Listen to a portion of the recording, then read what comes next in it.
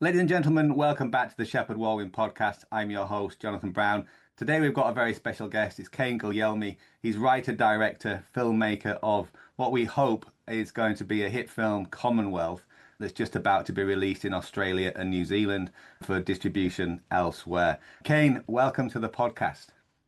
Thank you, Jonathan. So before we get into the conversation about the film, let's just show people the trailer so they can see what's coming their way.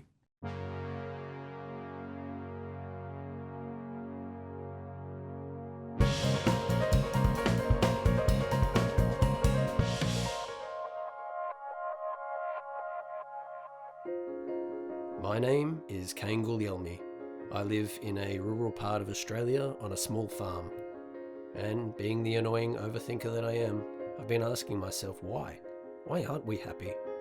I look around and, well, can't help but think that society as a whole isn't.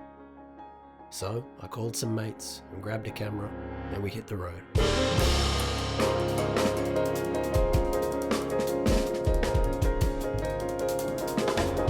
What unaffordable housing is doing to kids is awful. It's making them feel inadequate because they can't buy a house, and it's left them feeling mentally deranged because they feel like they've done something wrong. They haven't. When we look at the things that people report that they experience the most stress about, finances are at the top of that list. Society's so busy playing the Monopoly board game that they don't realise they're being played by monopolists. The scale of life is, did my existence make it better or worse here on Earth? That's the scale of life. We've been tricked into believing that we live in a meritocracy, and that's just not the case. If we shared the Earth, we'd have more time for each other, family, nature, community. Life could be as much paradise on Earth as possible. The people united cannot be divided. When we realize this is a human right, the right to our planet, it sounds so basic. A better society can follow, and that we can all be winners if we do the right thing. It became clear there was a very plausible, just and dignified way that we could collectively exist. That was undeniable.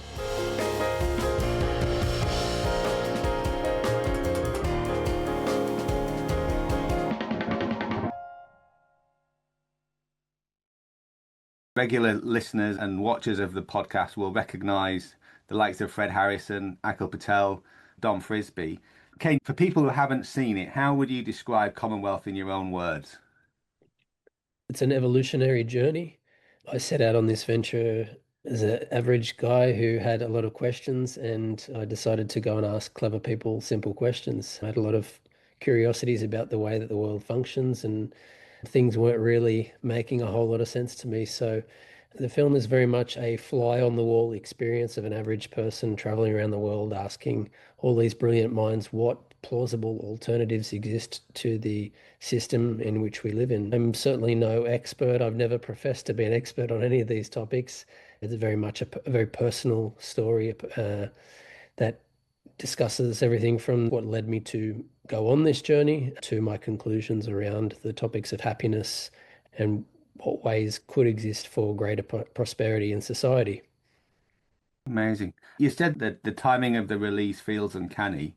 What did the subject matter look like in 2022 when you were forming it and when you started versus what's on people's minds now?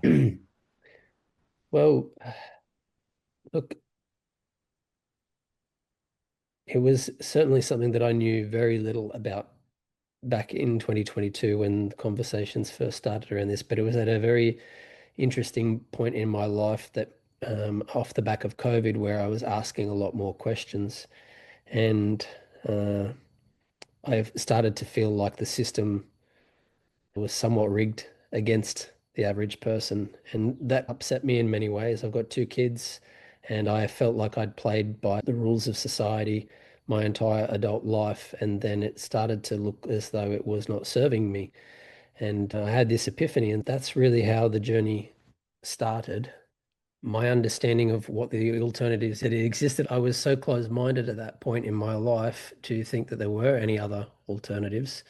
And it was very eye-opening for me to see what existed and The film advocates for more unity, for a level of selflessness in society, and it just shares really transparently what I saw firsthand and experienced. And some of the things that are not included in the trailer, for instance, when I went to Norway and interviewed the Norwegian government on their sovereign wealth fund, the largest in the world, and getting to meet with the Minister for Climate and Environment to discuss how that functions, and the Ministry of Finance to see how it benefits the average Norwegian, all the way to going to, say, Singapore and interviewing the Singaporean government about their public housing model, and getting a glimpse into how that system functions. It was a very extremely diverse trip, and very happy and grateful that I got to go along that journey. You describe yourself as at the beginning of the journey as a conservatively raised capitalist, an experience in lockdown in Italy. Yeah. And then you suffered a severe depression. And I think it's very similar to lots of us during COVID, of when we had a reevaluation of priorities and what this is all about. Not many of us, though, have gone on to devote their lives the last few years to creating a film. I just wonder what you could share with us about where you were at that point with your political beliefs, but also your personal journey as well. I was living in Italy during all of COVID. Yeah, it had a very significant impact on on all of our lives, and I really struggled during that period. I threw myself into debt at a very young age. That's the culture here in Australia, to own your own home and build a property portfolio. And there's no question about it. It certainly works as a model for sure. And I took a lot of risks as a young guy, buying properties, owning multiple properties, and I owned probably close to 10 different properties within the first 10 years of my adult life. So it was a very busy period. I was very active in that because I saw a path to accumulate wealth and have a sense of freedom. I was raised very conservatively, and in many ways I still am. I don't think the journey didn't change, I guess, what my moral compass is in many ways, but I guess what the journey did, not only the journey, but also going through a nervous breakdown, having come off the back of never really feeling like you've experienced any significant loss in life in the sense of like monetarily. I've experienced plenty of loss emotionally and things like that as a child. I had a lot of drama as a kid.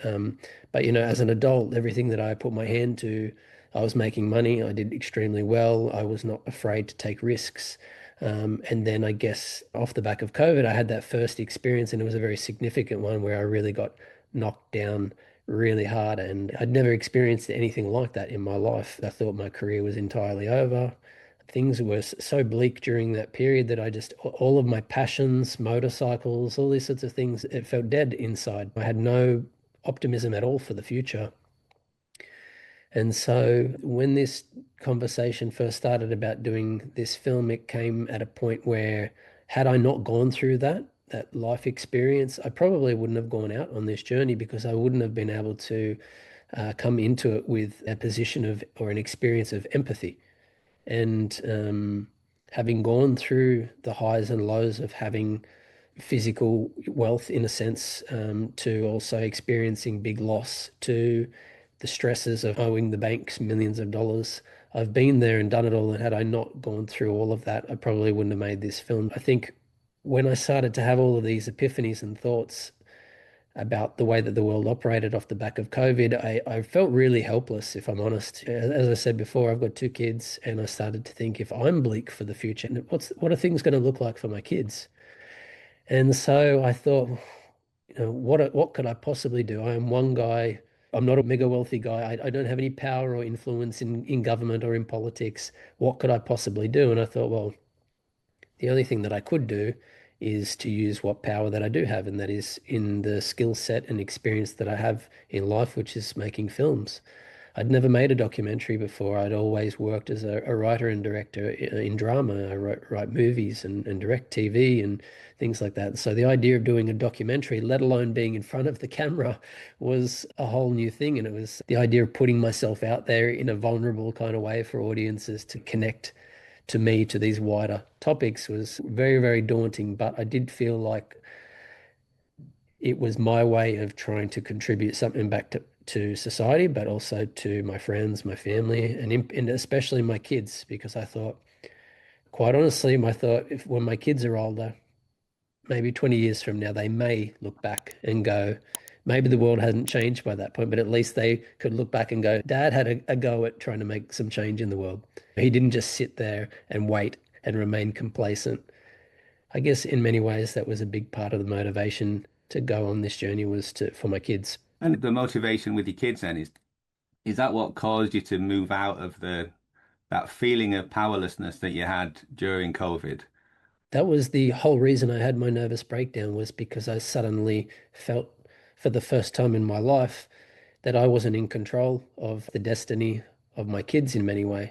I always considered myself a man who could take risk, that I was in control, I was at the steering wheel, and I could determine the things that happen in my life and protect my kids. And then I guess, yeah, off the back of what I view as a lot of abuse of power during COVID, it made me really question what I can physically do to protect my kids and have their best interests in the long term at heart. I still feel like that in some ways, but certainly on the back of this journey, I have a somewhat of a newfound perspective that I do remain optimistic. And it's not because it's not a gut instinct, it's a conscious decision for me that, if you want to call it the law of assumption or manifestation, that I like to believe that if you put your mind to something and project certain energy in your world, in your day to day, that it will come back to you.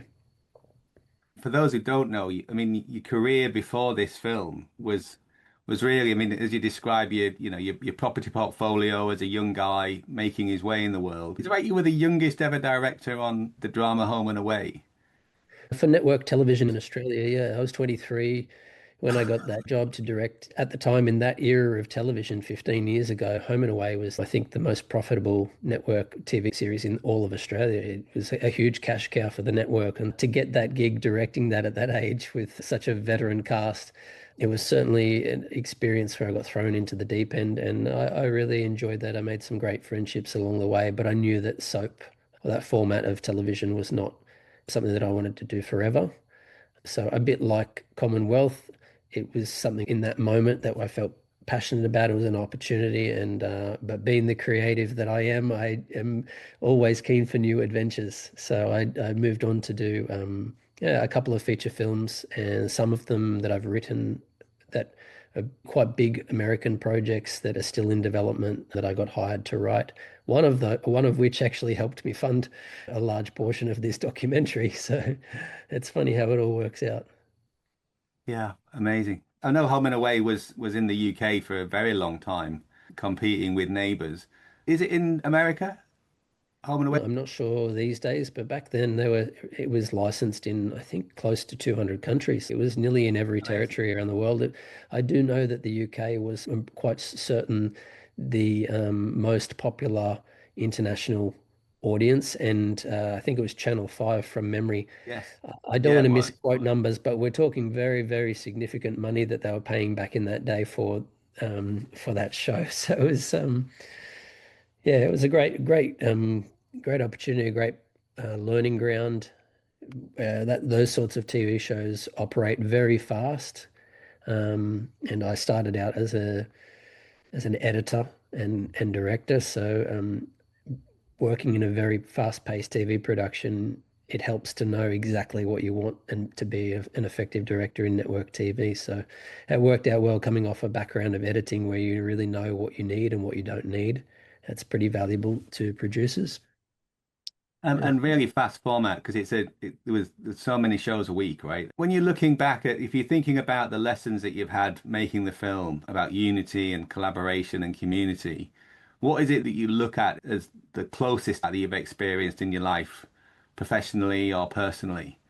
I've been living in a place called Bellingen in the state of New South Wales in Australia, and I've lived here for the last 4 years. We live on a farm, and it's probably the first place that I've lived that has such a significant sense of community here. There's a lot of alternative thinkers. There's a lot of people that live in communities. There's a really eclectic mix, but everyone's quite respectful of each other. And it did take me a little while to adjust to a place like this. But I've actually really grown to love it because I just recently got to experience an event and got to see just how much community support there was. People weren't there for this particular event because it was a star-studded event or anyone had high expectations, but they came out purely to just support this individual. I love that. It's so rare these days. And I know that if that same show went anywhere else, it would not fill a theatre like it did here. And that's quite special, really. And I do feel like we've lost that sense of community. I think that part of the way that for us to really truly be happy and for things to get back on track in every sense of the word, we need to return to this sense of community, to have these personal connections and personal relationships. Professionally, there's very few people that I have worked with that I spend personal time with or socialize. I'm not much of a networker in the film business. I don't really consider myself part of the film industry as such. I consider myself an independent artist who happens to like filmmaking. There is sadly a little bit of a sense of entitlement in the film industry that a lot of people, not everyone, but a lot of people tend to feel like it's our right to be able to do this, or that it's our right to be given money to make things, and I see it as a total privilege. And I've got a very well documented history that when I get passionate about something, I tend to go to drastic measures to self-finance things to retain a sense of purity about my work. But I don't really experience a whole heap of community in what is quite a fickle industry. The best I've heard is when people have the same team and they get them together when they're making a film and stuff, and it can be very aggressive, can't it, the industry that you're in? Yeah, look, I have the guys who helped me with the documentary. One's from Germany who part-time lives in Australia. My other friend is from Italy. Another one's from Switzerland. They're all guys who I've become great friends with. But out of 2 decades of working in the industry, there's only a very small handful that I consider to be close friends. There are a handful that are my close friends that I feel are very grounded and consider themselves average people, and they just happen to act or sing or dance or whatever they may be. And I really resonate with that kind of approach to life, because I don't think that we are, as a group of entertainment folk, we're not any more special than the next person. You're painting a very clear picture of someone who really does not want to be on camera. So it must have been a real challenge for you to do this. I'm not lining up to do it again, I can tell you now. I know that the universe has funny ways of making things come together. As a funny example, a few months back, we did a preview screening of the film, but after the screening, I had to do a Q&A with a group of people, and people are asking me, when am I going to run for politics and what can I do to really lead the movement? And I stupidly said, look, I made the film. I really wanted to start conversations and pass the baton on, but I'm not here to really be the poster boy for the movement. And everyone starts laughing, and I'm wondering why they're laughing. And I turn around, and there's three movie posters on the wall behind me with my face on there. And they said, well, you kind of are the poster boy. Like maybe for the film, that's okay. But as a movement, I didn't really put my hand up for that, because when I started this journey, I didn't know what I was really getting myself into.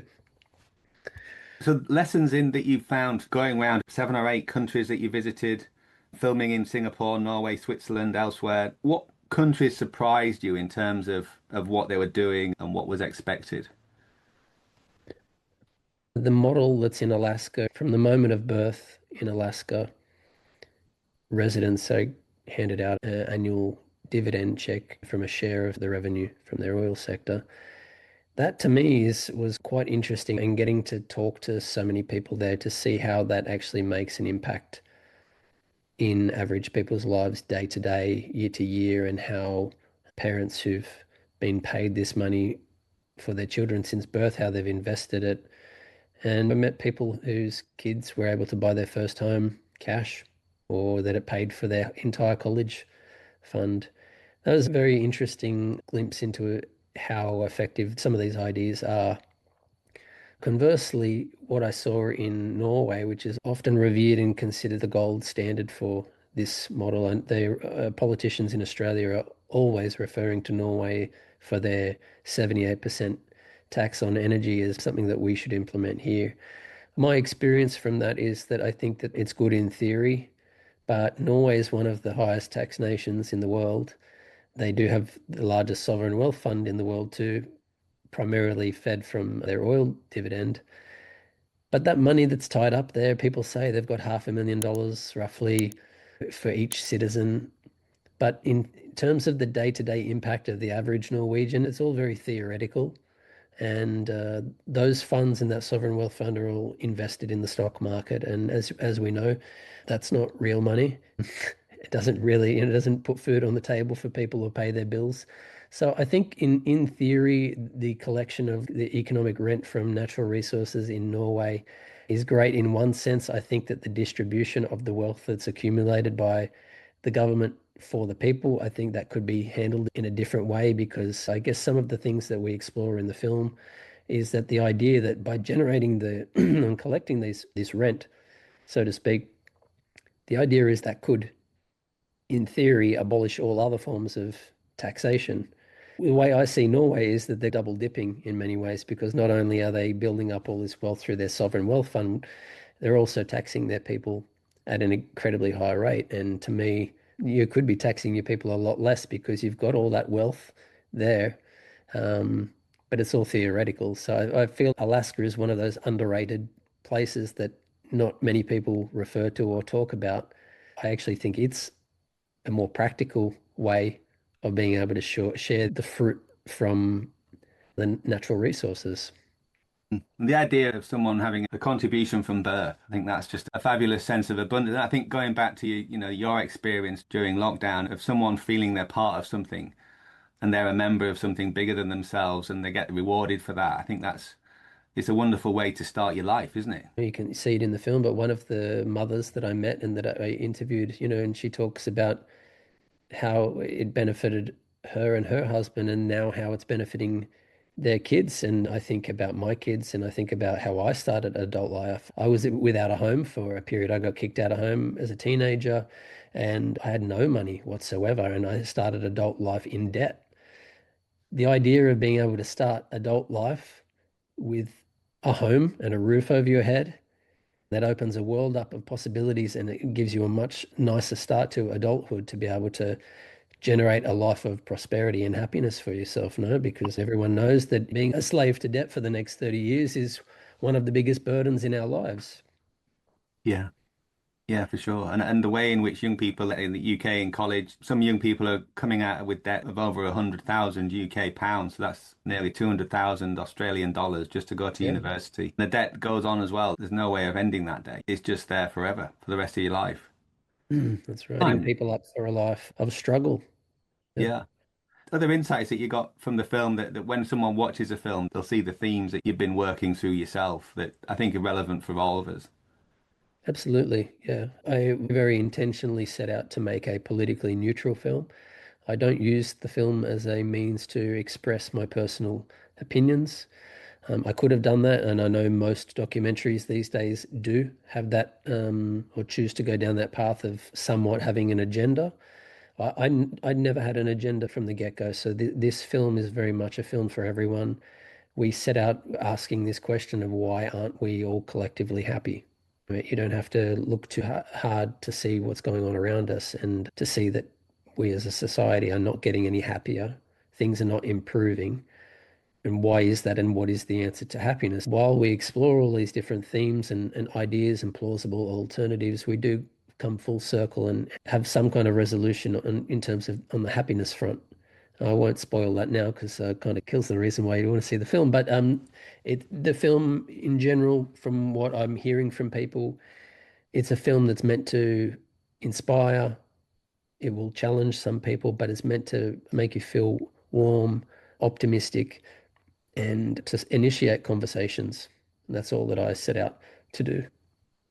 We've just been working on the Fred Harrison book launch of Cheating, and he's of exactly the same opinion of the importance of starting a conversation. And that's rather than a solution, is we start a dialogue and we talk to people about how they're doing and what their hopes are for the world. Because I mean, the UK, the political environment right now is absolutely toxic, and each side is very divisive and unwilling to talk to the other side. And what you said about the whole thing about community and unity is that unless you and I can see that there is there is a commonality between us, then there is no community, right? Because you're othered and you're not part of me. I should have no involvement with you at all and no care for you, as opposed to saying, well, this guy's just like me. Yeah, well, that was one of the things I talk about this in the film, how politically I met so many people on this journey that I don't necessarily agree with on a political level. But when you actually take the time to sit down and have a coffee or a cup of tea or have a meal with someone and you speak heart to heart with someone, you very quickly find out that, you know what, for the most part, we have a lot in common. Sometimes we get hung up on these little things, but when you actually boil it down, we have far more in common with each other than I think we both realize and that we're told. And I think it's very intentional that we're divided. And I try to very consciously in the film to try and bring people together because, and as you were talking about before about starting conversations, for me, I never profess to have all the answers, and I think it's very presumptuous to think that one person could have all of the answers and can speak from this place of authority that to dare to lecture or educate people. That's not my intention with this film. My intention with the film was to share what my personal experience was and really let the audience decide for themselves. And if they don't resonate with it or you don't agree with it, it's completely fine. But at least we had that conversation. And sometimes I guess how my thinking has evolved in some ways from as a result of this journey, it didn't happen overnight. I didn't just watch one film or read one book and then suddenly the lights turned on. It was a very gradual evolution for me in seeing this other perspective. And so I guess that's what, for me, the film is meant to be. It's for anyone, because everyone, I think, can recognize that our system right now has so many flaws and is not serving we, the people, that I think it's a very unifying topic to say, hey, left or right, this is not the issue. There is something bigger that's at play here, and we need to put all of our little petty differences aside to come together and to have conversation and to actually problem solve, because we're living in very interesting times, particularly when it comes to social media, that we live in this era of algorithms that want to reward bad behavior. The more divisive your rhetoric is, it seems that you are rewarded with followers and likes and engagement on social media. The people that preach unity and have this idea of trying to bring people together, they're the losers when it comes to social media. And that's a very sad reality that we're facing right now, is that kind of bad behavior to amplify things and create more division is rewarded by social media companies. Yeah, yeah. Now you've got the launch in Australia and New Zealand. I think it's a 30 city tour. It sounds from what I've been hearing, it is not a normal launch of a film. So I just wonder if you can take us through for our listeners who are in Australia and New Zealand, why they need to get to one of these events, because it's not just a premiere, right? It's not just the launch of a film. There's a whole event around it.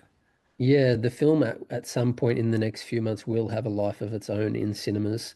But I guess the way that we're approaching this is a little bit of a unique model, in the sense that from June 23, I'll start a 30 plus city tour across Australia and New Zealand for a series of special events, and that consists of a screening of the film followed by a Q&A discussion with panelists. And those panelists could be made up of celebrities, of politicians, of comedians, of all sorts of people that represent all sorts of different thinking, some very educated and knowledgeable on the topics of the film too.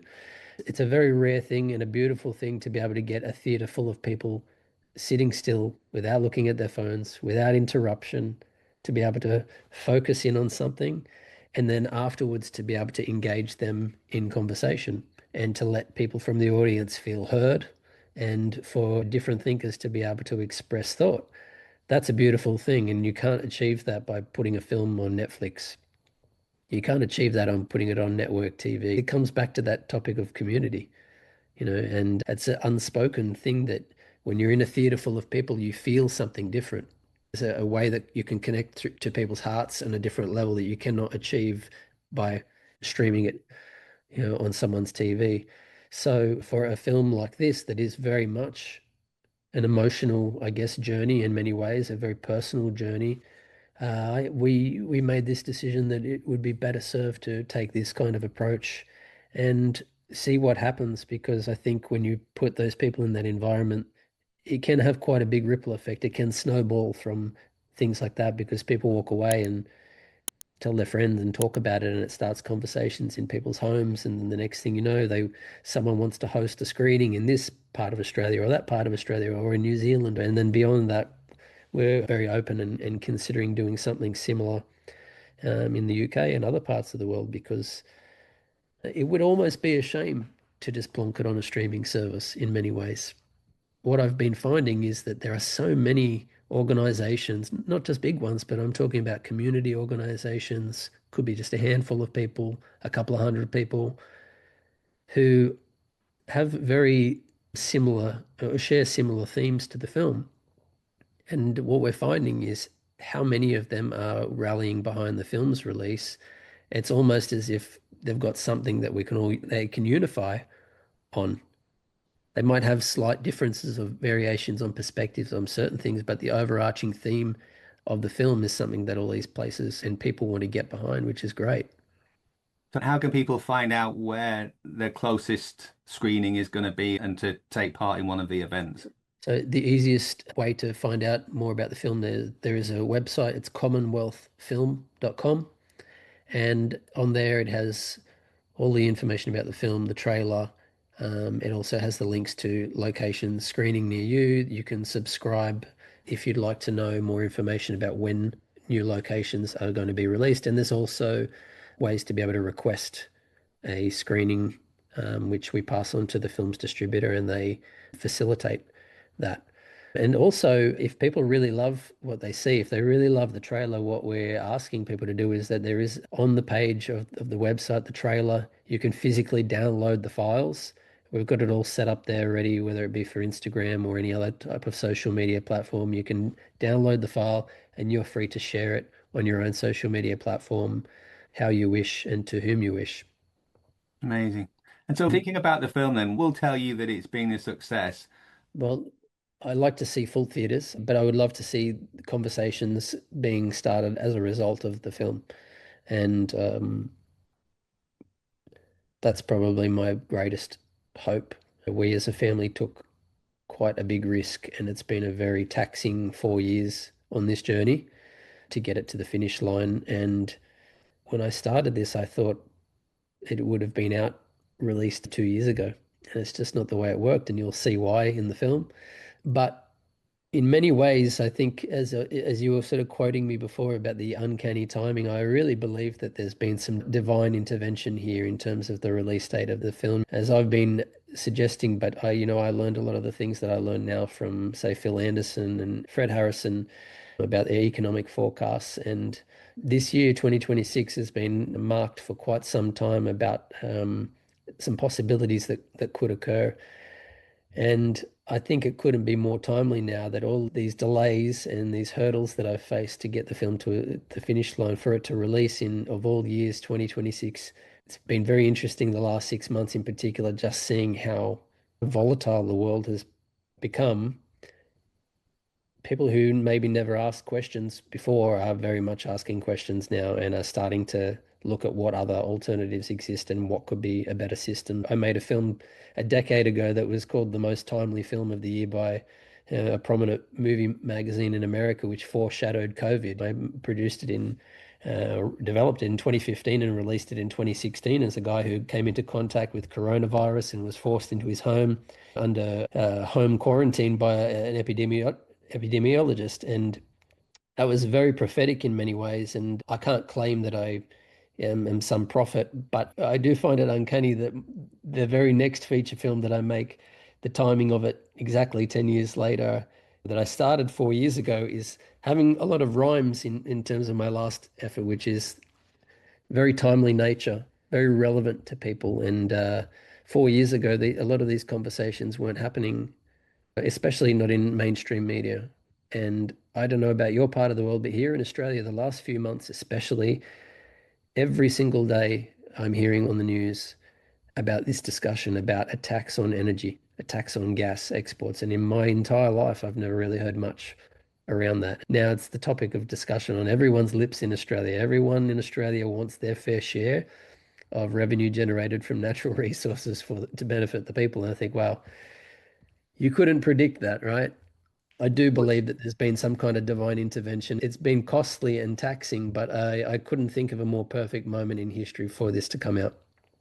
I think it's we're just that conversation is just starting, and the mainstream media are now looking at, for my opinion, my experience, the first time of the difference between the wealth generated through the Norwegian approach to the North Sea gas and oil and our approach in the UK, which was to privatise and sell off. We've just gone down a net zero approach where we're importing all our gas from Norway, not doing it ourselves. We have the highest energy bill in the world. Can't believe what's going on in the UK. I mean, things are very complicated here too, but I'm quite aware of what's going on over there. I try and refrain from getting political on these things because I like to keep the conversation positive, but it is very difficult right now to not acknowledge some of the nature of what's going on. I'm a big advocate of freedom of speech and freedom of expression, and what I'm seeing both here in Australia and over there are very similar in many ways, and it's really not good. So, I mean, finishing on a positive note though, Kane, we want people to come in and see the film. It's already coming out in Australia, New Zealand. What actions would you encourage people to be taking, other than obviously watch the film? I think the trailer seems to be moving a lot of hearts and minds. The response that we've had to it has been incredible. I think the best thing that we can do, and the thing that I would ask people, that if you resonate with what you see and this conversation that we've just had, please go and download the trailer and get it out to your friends. I'm very happy for people to put it anywhere. Get it in your local community groups online. Put it on Facebook or Instagram or whatever platform that you use, and really just get it in front of people, because the more people that see it, the greater possibility I have of us having a more impactful release in other territories. It's just been very difficult for me as an independent producer to be able to juggle more than what I've got on my plate right now. In the next couple of months, it is definitely on my agenda to start rolling the film out in other parts of the world. I just have to get through this upcoming tour. So that would what I'd be asking people is that if you'd love to get the trailer out for us, it would be really appreciative of that. And can our subscribers help with the launch events around Australia, New Zealand, if they're in the area? Definitely. I mean, if you follow some of the links to, I guess, my social media accounts, which are off that website, commonwealthfilm.com, we'll be often sharing all of the events from the distributor's account. And yeah, we'd very much love for people to rally behind that information about specific screenings. If you're in those areas, come along and share it far and wide, because it does make a big difference. And what it will do is that it will actually cement a place for the film to have its own life in theaters beyond this tour, which ultimately just means that more people will get to see it, more conversations will be started, and it might start creating a little bit of a movement. Brilliant. Kane, it's clearly getting to the end of the day where you are. It's gone from daylight to dark. So really appreciate your time, and we do all we can to help with the launch of such an important film. So thank you very much. Oh, thank you for making the time. Good to chat. Thank you for listening to the Shepheard-Walwyn Podcast. To explore these ideas further, be sure to visit our website www.shepheard-walwyn.com and join our mailing list for news and special offers. Check out our authors and buy the books to learn more. And you can also find us on social media. Links are also on the website. And if you like the podcast, please head over to iTunes or Spotify to give us a review. It's surprisingly helpful in getting the ideas out there. So until next time, keep reading